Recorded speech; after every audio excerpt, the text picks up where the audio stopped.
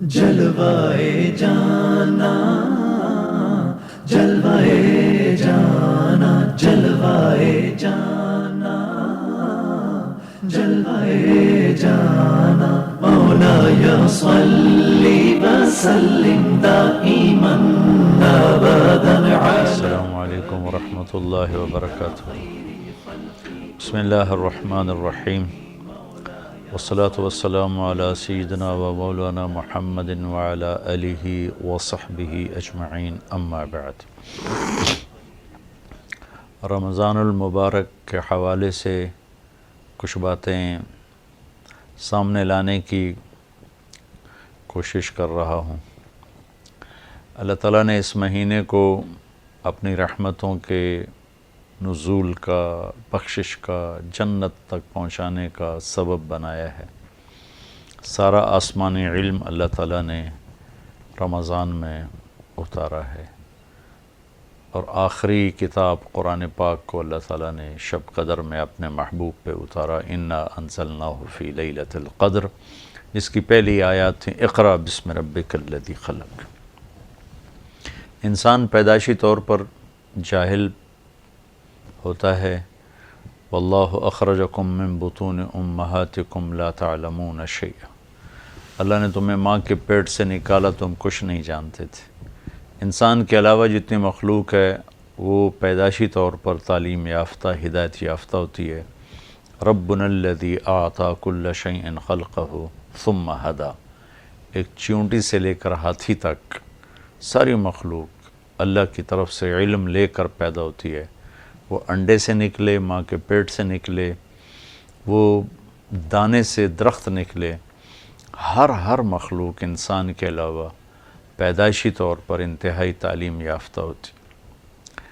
سانپ کو کوئی نہیں بتاتا کہ تیرے تالو میں زہر کی تھیلی ہے جس سے تو اپنا بچاؤ بھی کر سکتا ہے، دشمن کا شکار اپنا شکار بھی کر سکتا ہے۔ یہ سب اللہ کی طرف سے دیا ہوا علم ہے۔ چونٹی کو قطار بنانا کوئی نہیں سکھاتا، وہ 1 سینٹی میٹر سے زیادہ دیکھ نہیں سکتے۔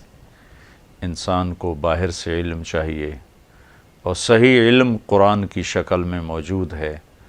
وَتَمَّتْ كَلِمَةُ رَبِّكَ صِدْقًا وَعَدْلًا لَا مُبَدِّلَ لِكَلِمَاتِ، یہ اللہ کا دعویٰ ہے، لا ریب فیہ، یہ اللہ کا دعویٰ ہے، اِنَّهُ لَقَوْلٌ فَصْلٌ وَمَا هُوَ بِالْهَزْلِ، اور یہ اللہ کا دعویٰ ہے، احکمت آیاتہ ثم فصلت من لدن حکیم خبیر، اور یہ اللہ کا دعویٰ ہے، لا یاتیہ الباطل من بین یدیہ ولا من خلفہ تنزیل من حکیم حمید۔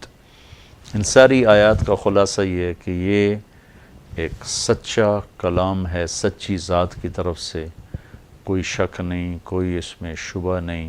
جو کہا گیا ہے وہ اٹل ہے، جو کہا گیا ہے وہ سچ ہے۔ وَبِالْحَقِّ أَنزَلْنَاهُ وَبِالْحَقِّ نَزَلَ۔ ہم اپنی عقل کو جھٹلائیں گے، اپنی نظر کو جھٹلائیں گے، اپنے تجربے کو جھٹلائیں گے، اللہ کی کتاب کو نہیں۔ ہماری نظر کہتی ہے کہ میں 100 روپیہ سود پہ دوں گا تو مجھے 110 ہو کے واپس آ جائے گا، تو میری نظر دیکھ رہی ہے کہ 100 پہ 110 ہوگی، اور اگر میں 100 میں 10 روپے اللہ کے نام پہ خرچ کروں گا تو میرے پیسے گھٹ جائیں گے، 100 کے 90 ہو جائیں گے۔ اب میرے سامنے ایک طرف سود پہ دیے ہوئے 100 روپیہ کا 110 ہوا پڑا ہے، اور اللہ کے نام پر دیا ہوا 100 میں سے 10 وہ 90 ہوا پڑا ہے۔ تو ساری نظریں یہ کہیں گی، دیکھ کر ہر زبان کہے گی کہ 110 زیادہ ہے، 90 تھوڑا ہے۔ ہم اللہ کی کتاب پر ایمان لائے اور ہم کہیں گے یمحق اللہ الربا ویربی الصدقات، اللہ تعالیٰ سود کو گھٹاتا نہیں کہا، مٹاتا ہے، مٹا دیتا ہے، اور اللہ کے نام پہ خرچ کرنے کو بڑھا دیتا ہے۔ اللہ سود کو گھٹاتا ہے، مٹاتا ہے، اور اللہ تعالیٰ یربی الصدقات، صدقے کو بڑھاتا ہے۔ ربوہ اونچائی کو کہتے ہیں، ٹیلے کو کہتے ہیں۔ تو اس طرح اللہ بڑھاتا ہے، جیسے ٹیلا اونچا نظر آتا ہے، ایسے ہی اللہ کے نام پر دینے والوں کے مال کو اللہ تعالیٰ بڑھاتا چلا جاتا ہے۔ تو ہم اپنی نظر کو جھٹلائیں گے، چونکہ قرآن کہہ رہا ہے کہ سود سے مال مٹتا ہے، ختم ہوتا ہے، اور صدقے سے مال بڑھتا ہے، برکت ہوتی۔ تو قرآن ایک سچا کلام ہے، سچے کا کلام ہے، سچی خبر ہے۔ میرے آپ کے تجربات آج کچھ ہیں، کل کچھ ہیں۔ سارا بازار کہتا ہے جھوٹ کے بغیر کام نہیں چلتا۔ ہم قرآن پہ ایمان لائے، ہم کہیں گے الا لعنت اللہ علی الکاذبین، جھوٹوں پہ اللہ کی لعنت ہے۔ جھوٹ سے کام نہیں چلتے، سچ سے کام چلتے ہیں۔ میرا رب کہہ رہا ہے کونوا مع الصادقین، سچوں کے ساتھی ہو جاؤ، سچوں کے ساتھ رہو۔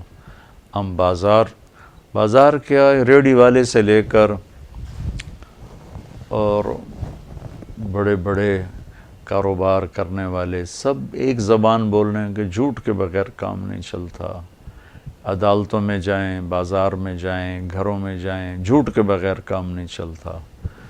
ہم کہیں گے اللہ کا کلام سچ ہے، جھوٹ لعنت ہے، جھوٹ سے کام نہیں چلتا، سچ سے کام چلتا۔ آج کا طاقتور اپنی طاقت کا روب بٹھانے کے لیے ظلم کرتا ہے اور اپنی طاقت کا اظہار کرتا ہے کہ میں بہت طاقتور ہوں، بہت عزت والا ہوں۔ لیکن ہم کہیں گے یہ سب جھوٹ ہے، یہ غلط جو ہم دیکھ رہے ہیں غلط ہے۔ اللہ کہتا ہے الا لعنت اللہ علی الظالمین، ظالموں پر اللہ کی لعنت ہے، اور ظالم جھوٹا مردود ہیں۔ تو ہم ہر قدم پر لا ریب فی کو سامنے رکھیں گے کہ ذالک الکتاب لا ریب فیہ، اس کے بعد جو کچھ کہا جا رہا ہے اس میں جو کچھ ہے وہ حق ہے، سچ ہے۔ اللہ ایک ہے، قرآن کہتا ہے، ہم کہیں گے لا ریب فیہ۔ اللہ کا شریک کوئی نہیں، ہم کہیں گے لا ریب فیہ۔ دنیا دھوکے کا گھر ہے، ہم کہیں گے لا ریب فیہ۔ دنیا متاع الغرور ہے، ہم کہیں گے لا ریب فیہ۔ تمام انبیاء حق ہیں، ہم کہیں گے لا ریب فیہ۔ ہمارے نبی آخری ہیں، سارے نبیوں کے سردار ہیں، ہم کہیں گے لا ریب فیہ۔ قرآن کہتا ہے موت کے بعد زندگی ہے، عقل کہتی ہے ان ہی الا حیاتنا الدنیا، نہیں موت کے بعد کچھ نہیں، ہم کہیں گے موت کے بعد ہے لا ریب فیہ۔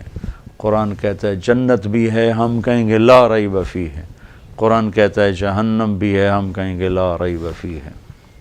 قرآن کہتا ہے ایمان میں عزت ہے، ہم کہیں گے لا ریب فیہ۔ وَلِلَّهِ الْعِزَّةُ وَلِرَسُولِهِ وَلِلْمُؤْمِنِينَ۔ قرآن کہتا ہے اللہ کی ماننے میں کامیابی ہے، مَن يُطِعِ اللَّهَ وَرَسُولَهُ فَقَدْ فَازَ فَوْزًا عَظِيمًا، ہم کہیں گے لا ریب فیہ۔ ہر جگہ پر لا ریب فیہ آ کر ایک ضرب لگائے گا، ساری دنیا کے علم پر، تجربے پر، مشاہدے پر۔ لوگوں نے عزت کے پیمانے اور بنا لیے، کامیابی کے پیمانے اور بنا لیے، کاروان زندگی کے نظام اور بنا لیے۔ ہم سب سے ہٹ کر کہیں گے جو میرے اللہ کی کتاب کہہ رہی وہ حق ہے، وہ سچ ہے، وہ لا ریب فیہ ہے۔ سچ میں نجات ہے، لا ریب فیہ۔ جھوٹ پہ لعنت ہے، لا ریب فیہ۔ ظلم پر لعنت ہے، لا ریب فیہ۔ کفر پہ لعنت ہے، لا ریب فیہ۔ سود مٹ جاتا ہے، لا ریب فیہ۔ صدقہ زکوٰۃ بڑھ جاتا ہے، لا ریب فیہ۔ تقوی والے عزت والے ہیں، لا ریب فیہ۔ نافرمانی ذلت اور پستی ہے، لا ریب فیہ۔ سر جھکانے والے اللہ کے سامنے وہی عزت دار ہیں، لا ریب فیہ۔ اور متکبر ذلیل و خوار ہیں، لا ریب فیہ۔ اللہ اس کے رسول کی اطاعت میں دنیا اور آخرت کی کامیابی ہے، لا ریب فیہ۔ اللہ اس کے رسول کی نافرمانی میں دنیا اور آخرت کی تباہی ہے، لا ریب فیہ۔ حرام مال سے زندگی نہیں بنتی، لا ریب فیہ۔ حلال مال سے زندگی بنتی ہے، لا ریب فیہ۔ ہر جگہ یہ لا ریب فیہ، لا ریب فیہ۔ جب اس کیفیت سے قرآن ہم کھولیں گے، پڑھیں گے، پھر یہ قرآن ہمیں ہدایت کا راستہ دکھائے گا، ہدن للمتقین۔ پڑھنے والے کوئی شک ہے تو اسے ہدایت کہاں سے ملے گی؟ پڑھنے والا ہی کہہ رہا ہے جی قرآن تو ٹھیک ہے لیکن آج کل تو پھر حالات ہی ہیں، تو اس سے ہدایت نہیں ملے گی۔ قرآن ہدایت ہے جو بھٹکی ہوئی کشتیوں کے لیے، اس ابری ہوئی چٹان جس سے راہیں ملتی ہیں، جس سے راستے ملتے ہیں، وہ خدا ہے۔ ایسے ہی اس انسانی سمندر میں ہر انسان ایک بھٹکی ہوئی کشتی کی طرح ہے، اور اس کے لیے نشان منزل قرآن پاک ہے، اور اس کے لیے منزل کا پتہ بتانے کے لیے قرآن پاک ہے۔ جو اس کو سامنے رکھ کر چلے گا اس کی کشتی کنارے پہنچے گی، گھاٹ پہنچے گی، منزل پہنچے گی، اور جو اس سے ٹکرائے گا تو ان کا پاش پاش ہونا انہی کا مقدر ہے، اور قرآن کی عزت سلامتی پر کوئی آنچ نہیں آ سکتی، کوئی زوال نہیں آ سکتا۔ انہ لقول فصل۔ ساری دنیا کے دانشور، ساری دنیا کے پڑھے لکھے وہ غلط بھی کہتے ہیں، صحیح بھی کہتے ہیں، لیکن میرا اللہ ہر حال میں صحیح کہتا ہے، حق کہتا ہے، اور اس کی بات کو چیلنج نہیں کیا جا سکتا۔ طارق جمیل کی بات کو چیلنج کیا جا سکتا ہے، اللہ کی بات کو چیلنج نہیں کیا جا سکتا۔ تو یہ قرآن کا مہینہ ہے، قرآن کو پڑھیں۔ یہ ہدایت کا پیغام ہے، یہ روشنی کا مینار ہے، یہ سمندروں کے لیے جو لائٹ ہاؤس ہوتے ہیں ایسے یہ ہمارے لیے لائٹ ہاؤس ہے، یہ ہمیں راستے کا پتہ بتاتا ہے۔ جو اس میں کہہ دیا ہے اس کو پکڑ لیں، جس سے روکا گیا اس کو چھوڑ دیں، منزل مل جائے گی۔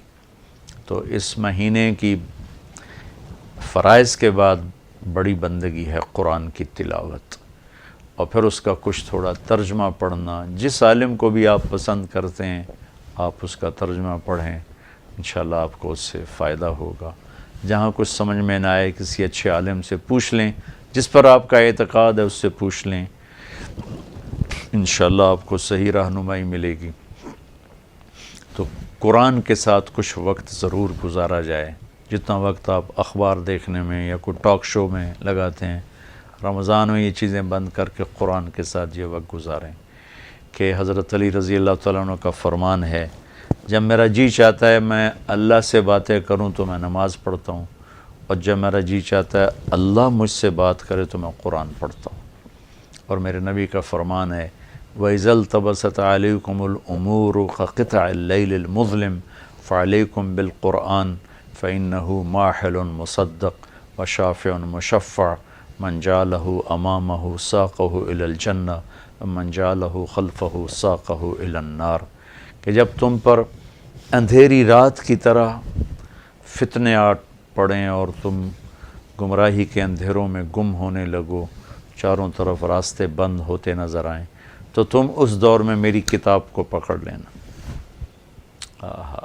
فَعَلَيْكُمْ بِالْقُرْآنِ، قرآن کو پکڑ لینا، فَإِنَّهُ مَاحِلٌ مُصَدَّقٌ۔ یہ سچا سفارشی ہے، وشافع مشفع، یہ سچا سفارشی، اس کی سفارش قبول کی جائے گی، اس کی شفاعت قبول کی جائے گی، اس کی سفارش قبول کی جائے گی۔ وماحل مصدق، اس کا جھگڑا بھی قبول کیا جائے گا۔ جس کا گریبان پکڑ لیا اس کو گرا کے چھوڑے گا، جس کا ہاتھ پکڑ لیا اسے جنت میں پہنچا کے چھوڑے گا، جو اسے آگے رکھے گا اسے یہ جنت میں پہنچائے گا، جو اسے پیچھے کرے گا اسے جہنم میں دھکا دے دے گا۔ تو میرے اللہ نے اپنی کتاب میں کھول کے بتا دیا ہے، کچھ وقت اللہ کی کتاب کے ساتھ گزاریں تو انشاءاللہ ہمیں راستہ ملے گا، روشنی ملے گی، اور زندگی گزارنے کی راہیں ہمارے لیے آسان ہو جائیں گی۔ ایسے ہی قرآن کے ساتھ یہ مہینہ دعاؤں کا ہے، دعا کا اہتمام کیا جائے۔ دعا الفاظ کو نہیں کہتے ربنا آتنا فی الدنیا، دعا ایک کیفیت ہے۔ وہ کیفیت جب پیدا ہوتی ہے تو پھر دعا الفاظ کی محتاج نہیں رہتی۔ اردو میں، عربی میں، فارسی میں، ہندی میں، سندھی میں، یا خاموش ساز خاموش ہیں، فریاد سے معمور ہیں ہم، زبان سے کچھ نہیں کہہ رہا، اندر کیفیت ہے، وہ عرش کے دروازوں تک وہ جا رہی ہے، اور سارے زمین آسمان اس سے کانپ رہے ہیں، لرز رہے ہیں، بشرطے کہ کیفیت بنے۔ اور میں اللہ پہ قربان جاؤں، اللہ کو پتہ تھا میرے سارے بندے تو نیک نہیں ہوں گے، گناہگار بھی ہوں گے، اکثر تو گناہگار ہی ہیں، ہمارے جیسے ہیں، ہم سب انہی کی صف میں ہیں۔ تو میرے اللہ نے ایک دعا کی قبولیت کے لیے کوئی لمبے چوڑی شرطیں نہیں لگائیں، وہ ایک چھوٹی سی شرط لگائی ہے، امن یجیب المضطر اذا دعاہ ویکشف السوء۔ بس مجھے رو کے دکھا دو، تڑپ کے دکھا دو، کون ہے جو تڑپنے والے کی سنتا ہے۔ سارے نماز نہیں پڑھتے، سارے روزہ نہیں رکھتے، سارے حلال نہیں کماتے، سارے زکوٰۃ نہیں دیتے، سارے حج نہیں کرتے، سارے سچ نہیں بولتے، پتہ نہیں کتنے ہم قسم کے گناہوں میں پھنسے ہوئے ہیں، مبتلا ہیں۔ تو اگر میرا اللہ یوں کہتا کہ میں تو صرف تقوی والوں کی سنوں گا، امن یجیب المتقین، ساڑھی تو پھر چھٹی ہو گئی آئی۔ تو میرے اللہ نے کیا کیا، کہا بھائی تم، مجھے پتہ تم سارے نیک نہیں ہو سکتے، نہ مرد نہ عورتیں، تو تم ایسا کرو میرے سامنے، جیسے بچہ ماں کے سامنے آ کے روتا ہے تو اپنی ضد پوری کروا لیتا، اور ماں پہلے نہ بھی کرتی ہے لیکن وہ مسلسل لگا رہتا ہے، روتا رہتا ہے، تو پھر ماں کہتی ہے اچھا میرا سر نہ کھا ایل۔ تو میرا اللہ کہتا ہے بھائی ایک کام کر لو، میرے سامنے آ کے بس مجھے رو کے دکھا دو، چند آنسو بہا دو۔ اچھا تم کہتے ہو مجھ سے تو رویا نہیں جاتا، میرا دل بڑا سخت ہے، تو ہائے تو کر سکتے ہو، اللہ کے سامنے ہائے کر کے سنا دو، ہائے میرے ربا۔ یہ ہائے بھی تمہیں رلائے گی بھی صحیح ہے، اور اللہ کے عرش تک تمہاری دعا بھی پہنچے گی۔ دعا الفاظ کا نام نہیں، کتاب کھول کے پڑھ رہے ہیں اس کا نام دعا نہیں، مناجات مقبول پڑھ رہے ہیں یا حزب العظم پڑھ رہے ہیں، یہ پڑھنے کا اجر مل رہا ہے۔ مناجات مقبول پڑھی، اجر ملا، الحزب العظم پڑھی، اجر ملا، اور کئی دعاؤں کی کتابیں ہیں بہت سی، حسن حسین ہے اور بہت سی ہیں۔ تو لوگ ایسے وہ حرم شریف میں طواف میں کتاب کھول کے وہ دعا مانگ نہیں رہے، وہ دعائیں پڑھ رہے ہیں، اور پڑھنا اور چیز ہے اور مانگنا اور چیز۔ مانگنے کا مطلب سمجھنا ہو تو یہ جو راستے میں کھڑے فقیر مانگ رہے ہوتے ہیں، ذرا ان کے چہرے کے ایکسپریشن دیکھیں، ان کے مانگنے کا انداز دیکھیں، ان کے چہرے پر مصنوعی عاجزی ہوتی ہے وہ دیکھیں، جی چاہتا ہے ان کو کچھ دے دیا جائے، اس کا نام دعا ہے۔ کتاب کھول کے پڑھنے کا نام دعا نہیں، اور رٹی رٹائی دعاؤں کو ایسے فر پڑھنے کا نام دعا نہیں۔ ہمارے ائمہ مساجد نماز کے بعد چند دعائیں رٹی ہوئی ہیں وہ دہرا دیتے ہیں، لوگ آمین کہہ دیتے ہیں، یہ دعا کی شکل ضرور ہے، اس میں انشاءاللہ اجر ملے گا، لیکن یہ دعا نہیں ہے۔ دعا ایک اندر کی فریاد کا نام دعا ہے، اس لیے میں اللہ پہ قربان جاؤں نے کہا بھائی فریاد کر لو سنی جائے گی، المضطر، جو بھی فریاد کرے۔ اچھا میں ایک اور بات بتاؤں، المضطر، میرے اللہ نے یہاں مسلمان کی شرط بھی نہیں لگائی، کافر بھی اگر بے قرار ہو کر اللہ سے مانگے گا تو اللہ اس کی بھی سنے گا۔ المضطر، اللہ نے المضطر المومن المتقی نہیں کہا، المضطر، پتھر کا پجاری ہے یا آگ کا پجاری ہے، اللہ کے سامنے سر جھکاتا ہے یا گائے کے سامنے سر جھکاتا ہے، جو بے قرار ہو کر اسے پکارے گا وہ سب کا رب ہے، سب کی سنتا ہے۔ اجیب دعوت الداع اذا دعان، یہاں بھی اللہ نے کہا ہے کہ میں پکارنے والے کی پکار کو قبول کرتا ہوں، سنتا ہوں۔ یہاں بھی مسلمان کی شرط نہیں لگائی، مومن کی شرط نہیں لگائی، مسلمان ہو کر نیک ہونے کی شرط نہیں لگائی، سب کا رب ہے، تو اسے پتہ ہے میرے بندے اکثر تو گناہگار ہی ہیں۔ دعا کی عادت ڈالیں، دعا کتاب پڑھنے کا نام نہیں، رٹی رٹائے الفاظ کا نام نہیں، دعا ایک کیفیت کا نام ہے۔ یہ جو لوگ کہتے ہیں جی میرے لیے خاص دعا کرو، ضرور ایک دوسرے کے لیے دعا کرو اور ایک دوسرے کو دعا کی درخواست بھی کرو۔ تو حضرت عمر رضی اللہ تعالیٰ عنہ عمرے پر جا رہے تھے کہ یا رسول اللہ میں عمرے پہ جا رہا ہوں، تو آپ نے کہا عمر مجھے بھی دعاؤں میں یاد رکھنا۔ تو ایک دوسرے کو دعا کی درخواست کرنا یہ مسنون ہے، لیکن وہ جو کہتے ہیں نا میرے لیے خاص دعا کریں، خاص دعا وہ ہوتی ہے جو آپ اپنے لیے تڑپ کے کرتے ہیں۔ میں ایک مثال دیتا ہوں، میرے پیٹ میں درد ہو اور میں اب اپنی بیگم سے کہوں تو ذرا ہائے ہائے کر، یا میری بیگم کے پیٹ میں درد ہو، وہ مجھے کہے ذرا آپ تھوڑی سی ہائے ہائے کریں، تو میں ہائے تو کر لوں گا، لیکن اس میں کیفیت تو نہیں ہوگی۔ تو خاص دعا وہ ہوتی ہے جو تڑپ کے مانگی جاتی ہے اور سیدھی جاتی ہے، قبول ہوتی ہے۔ عام طور پر ہم کہتے ہیں ہماری دعائیں نہیں سنتا، یہ نہیں کہنا چاہیے، ہر دعا اللہ سنتا ہے، ہر دعا سنتا ہے۔ ہاں قبولیت کی شکلیں الگ ہیں، کبھی وہی چیز دے دیتا ہے، کبھی ہمارے مناسب نہیں ہوتی تو کوئی اور چیز دے دیتا ہے، کبھی اس کے بدلے میں کوئی مصیبت ڈال دیتا ہے، اور کبھی اس کو سٹور کر لیتا ہے۔ اور آخرت میں جب بندہ بندی آئے گا نا تو اللہ فرمائیں گے تو نے یہ دعا مانگی ہم نے پوری کر دی، یہ دعا مانگی اس کے بدلے میں یہ دے دیا، یہ دعا مانگی اس کے بدلے میں یہ مصیبت ڈال دی، یہ دعا مانگی اس کے بدلے میں ہم نے کچھ نہیں دیا، اب ہم تمہیں دیتے ہیں۔ جب وہ دیکھے گا اس دعا کے بدلے میں اللہ کے انعام تو کہے گا ہائے کاش میری دنیا میں کوئی دعا قبول نہ ہوتی، سب کچھ مجھے یہی ملتا۔ لیکن بہرحال ہم نے یہاں بھی اللہ سے لینا ہے، وہاں بھی لینا ہے، تو اس میں یہ مہینہ دعا کا مہینہ ہے، تھوڑا وقت افطاری میں نکالیں، تھوڑا وقت سحری میں نکالیں، نمازوں کے بعد تھوڑا سا دعا کو لمبا کریں۔ یہ جو فرض نماز کے بعد ہمارے ائمہ دعا مانگتے ہیں وہ تو چند سیکنڈ کی ہوتی ہے، اس کے بعد آپ خود ہاتھ اٹھا کے اللہ سے بات کریں۔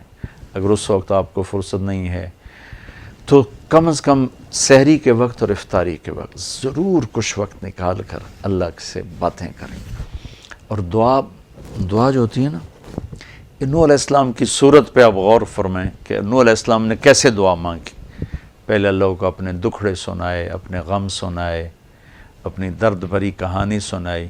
دعا تو دو لفظ ہیں، رب لا تذر علی الارض من الکافرین دیارا، دو لفظ، لیکن ان سے پہلے اپنی کہانی سنائی۔ اللہ میرے ساتھ یہ ہوا، میں نے یہ کیا، قوم نے یہ کیا، میں نے یہ کیا، میرے ساتھ بہت انہوں نے زیادتی کی، یا اللہ پھر میں لگا رہا، اچھا یا اللہ تو یہ کر دے۔ یہ طریقہ ہے، اللہ سے آپ باتیں کیا کریں۔ یا اللہ اب ایک تو سے میں نل کی ہو گیا، میرا نل اے ہو گیا، میرا نل اے ہو گیا، یا اللہ میں تو تیرے در پہ آیا۔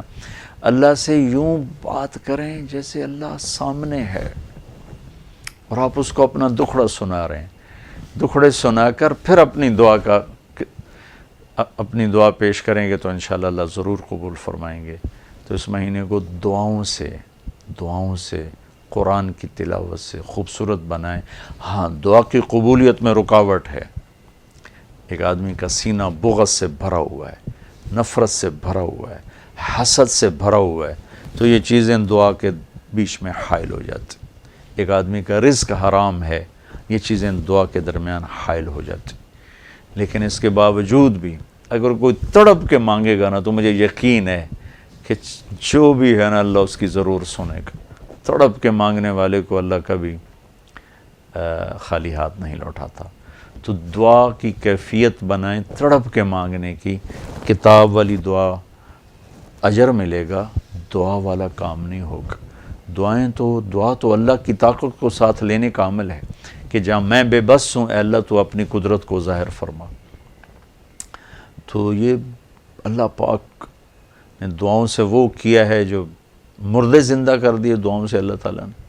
نباتہ بن یزید نخعی رحمۃ اللہ علیہ یمن کے تابعین میں سے ہیں، سفر پہ جا رہے تھے، گدھا مر گیا، تو ایک طرف ہو کے دو نفل پڑھے کہ یا اللہ تو بے نیازم ہے، تو ضرورت مند ہوں، یہ میری سواری ہے، میں آگے پیدل کیسے چلوں، اسے زندہ کر دے، تجھے قدرت ہے۔ پھر ایک اس کو چھڑی ماری کا، اٹھ قم باذن اللہ، گدھا دم ہلاتا ہوا کھڑا ہو کے۔ اور نباتہ پہلے فوت ہوئے، گدھا بعد میں مرا۔ اور امام شعبی فرماتے ہیں کہ میں نے دمشق کے بازار میں اس گدھے کو فروخت ہوتے دیکھا۔ تو دعاؤں سے تو ایسے ناممکن اللہ تعالیٰ ممکن کر دیتے ہیں، واقعات بھرے پڑے ہیں۔ اور اس کے لیے کوئی بڑا بزرگ ہونا ضروری نہیں، درد مند ہو کر فریاد کرنا ضروری ہے، چونکہ وہ نیکوں کا بھی رب ہے اور گناہ گاروں کا بھی رب ہے۔ انہوں نے کہا مجھ سے تڑپ کے مانگو، دروازے کھل جائیں گے۔ اللہ تعالیٰ ہم کو دعاؤں والا بنائے، قرآن والا بنائے۔ السلام علیکم۔